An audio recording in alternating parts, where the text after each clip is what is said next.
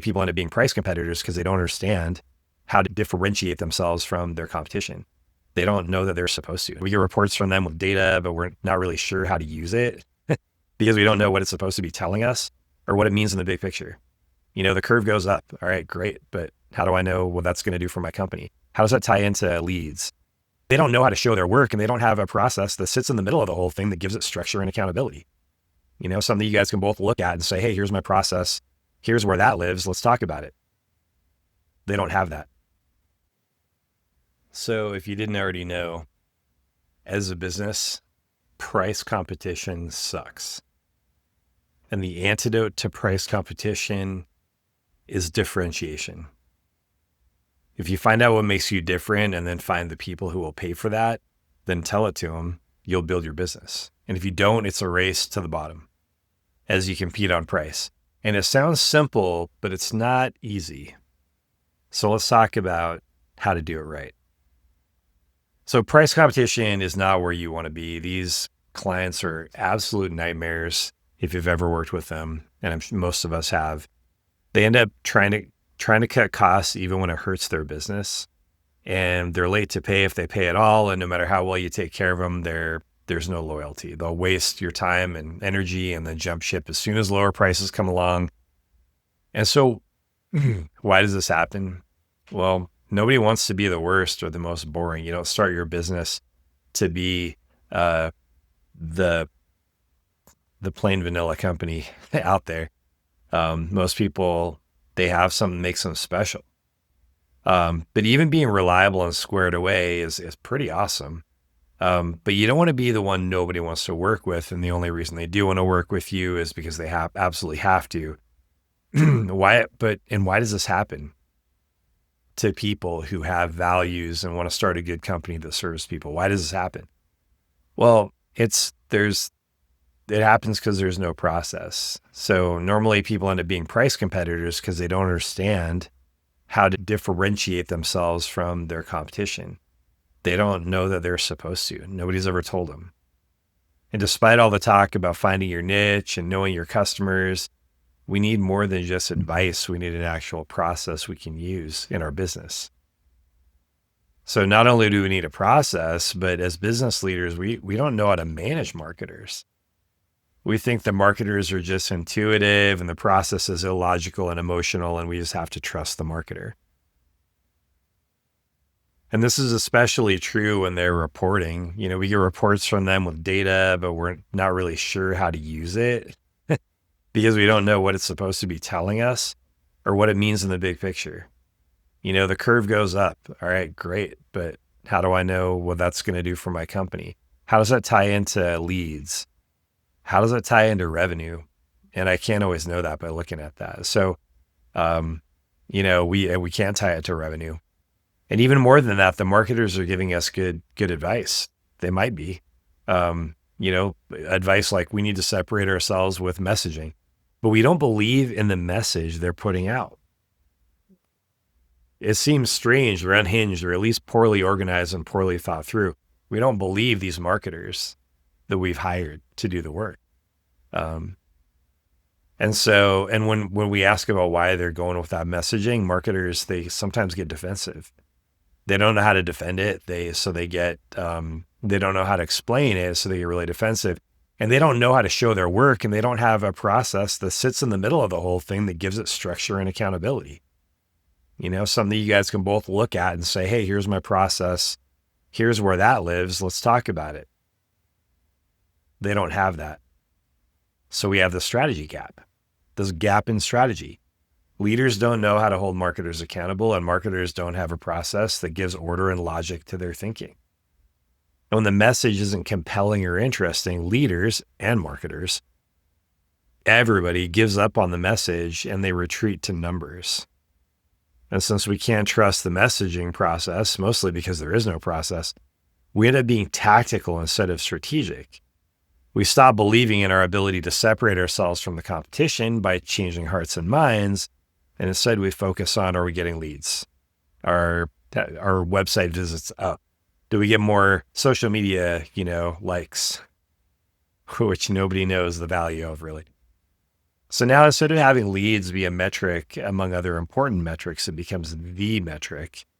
And when you're optimizing for leads, the only thing you can do is optimize media to get more clicks. And you ignore the messaging that could break through the clutter and get you your most valuable business to work with. This is how you end up being a price competitor, since the marketing process has knocked the wind out of you and you don't think you can win with messaging. And so the only thing you can do is to raise revenue, throw more money at media, buy more ads, and run them for longer. And it's sad because you have so many levers you can pull that aren't just those things. So you get sick of spending money on things that aren't moving the needle and that don't seem true enough or interesting enough to you or to the audience. So you end up firing your marketing leader, even though you suspect they really know some stuff. But since they couldn't move the needle and you don't know how to examine the process or hold them accountable, you fire them, only to turn around and hire the next person. After all, this new person seems like they understood the problem and they seem like they know what you want. But that's just like the last person. They had the same thing. So how is this different?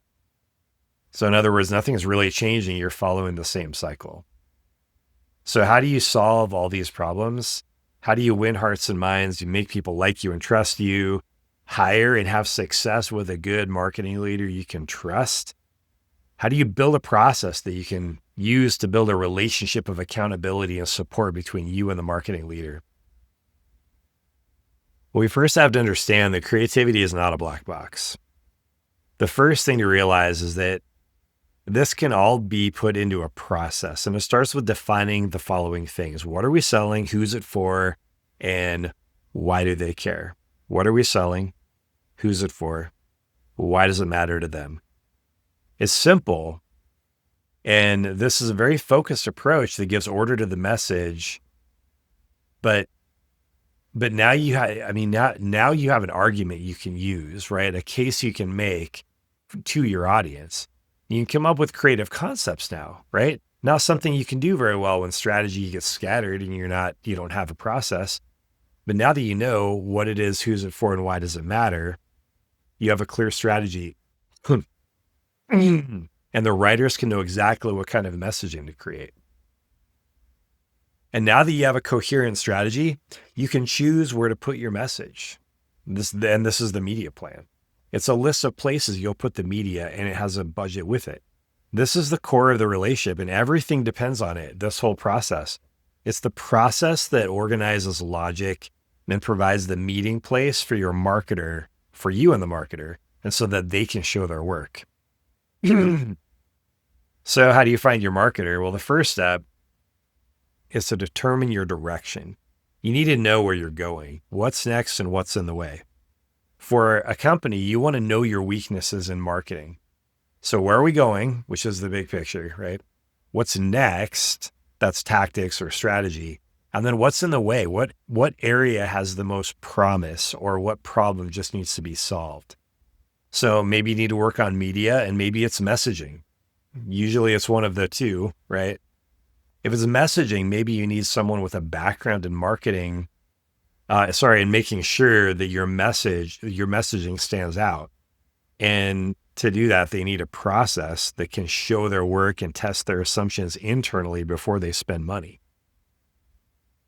So if you know where you're going, you'll know how to get the right marketer. Now, keep in mind, you're not trying to duplicate your last marketer. You're hiring your CMO or your marketing leader for where you're going, not where you're at today. Yeah, and before we get into the process too, let's talk about how to manage and support your marketer. The marketing plan and strategy should be clear enough that your CFO can understand it. If you can ask questions of the process because both you and your marketer understand it, that's half the battle.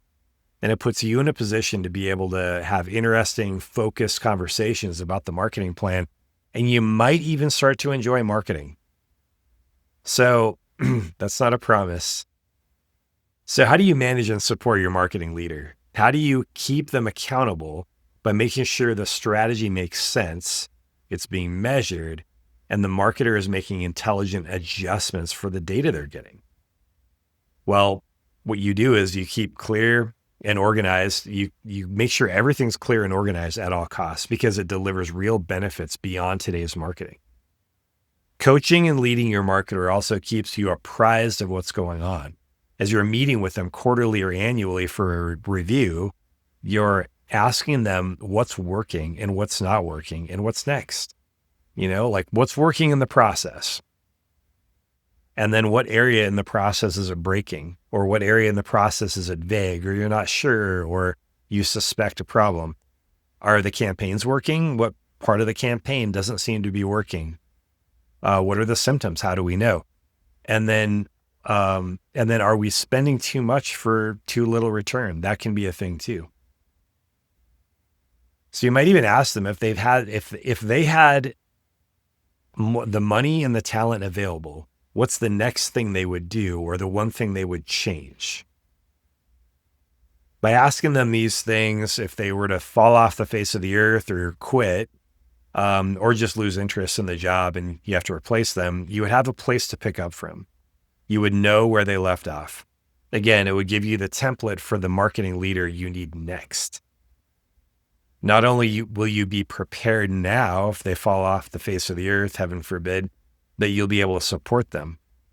You'll allow them to talk through these things without judgment, giving them the support they need. For example, let's say they have suspicions that the target audience isn't the right target audience. You could give them access to a consultant or an agency that could help them with that. You may be able to get a clearer view with a qualitative or quantitative research company that could help you understand the target audience better. So let's talk about the process, the creative strategy process. Since most marketers shortcut the creative strategy process by jumping all the way down to the media and message plan, they don't give themselves the time or the research steps or the thinking to be able to really understand the audience, really understand the brand, and really connect the two around what you do best and who needs it and why does it matter so much to them. This is the real creative sweet spot. If your messaging is based on this, it's based on truth, not just funny ads or entertaining or even intelligent ads like, The Economist used to be. This is the kind of messaging that differentiates you and gives you the customers you want. And so how does it break down? Well, I break it down like this. There's part one, which is the message strategy. And then there's part two, which is the place where most people start, which is the media plan and the message.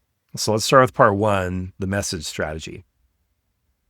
The positioning analysis, first deliverable in this process, pits you against your 5 to 7 competitors and clarifies exactly what that thing that makes you unique are. Once you do this, you have a clear idea of your competition, where you're strong and weak, and how you can match up, which is huge. The second thing that's a deliverable for this, the target audience recommendation, defines the kind of person who would care about what makes you different and will pay for it. So you're building an ideal client persona, or ICP as it's sometimes called, with demographics, psychographics, which is how they think, and a list of their problems that you can solve for them, and then a story about someone in the center of that audience.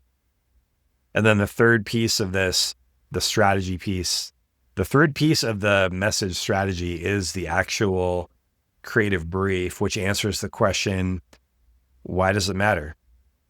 So once we know what you sell, who cares? Now we get to figure out why does it matter to them. And it puts everything together in 1 or 2 pages and summarizes it with clarity and decision.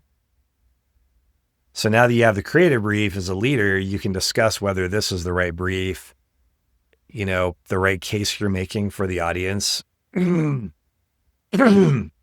marketer can defend their work since they've done the research. And if you have questions about the audience, you simply go to the persona. And if you have questions about the description of the product or the fit of the product for this person, you just go to the positioning analysis and make sure it matches the audience's need. It's all organized. So that's part one, the message strategy. And part two is the actual execution plan. And it starts with the first thing is ideas and concepts. So now that you've done the message strategy, you can have the copywriter come up with some concepts, some headlines, that live at the intersection of the client, of the audience's biggest need and your marketing offering or your unique offering. And then once you have those, and even concurrent with that, you can be developing the media plan. So once you have some concepts, you take the strategy and the concepts and you create a media plan around it, which means you decide where you're going to put the message, how much you're going to spend and when it's going to run, when it's going to be there. Once you have this, you determine what you expect to happen. This is the measurement. So if this is working, how do you want it to look? This becomes your measurement. You will determine how you'll measure it before you even run the campaign, and then you'll set goals based on these measurements.